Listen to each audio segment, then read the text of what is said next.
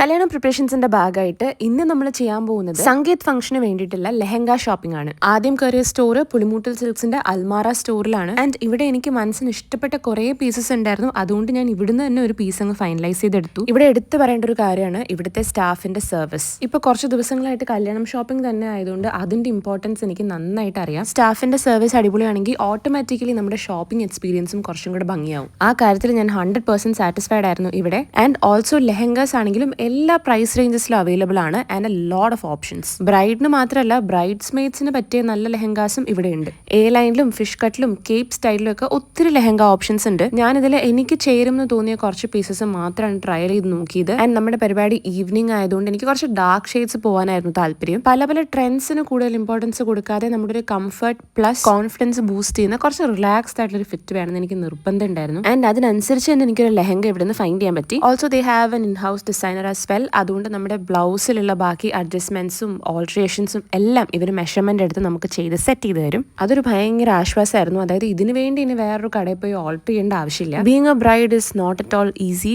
നമ്മുടെ ഓരോ ഇവന്റും അതിന്റെ ഔട്ട്ഫിറ്റ്സും മേക്കപ്പും ജ്വല്ലറിയും ഒക്കെ നമുക്ക് ഭയങ്കര സ്പെഷ്യൽ ആയിരിക്കും. അപ്പോൾ മനസ്സിന് ചേർന്ന ഒരു ഔട്ട്ഫിറ്റ് കിട്ടുക എന്ന് പറയുന്നത് നമുക്ക് വലിയൊരു കാര്യമാണ്. And yesterday was one such day for me.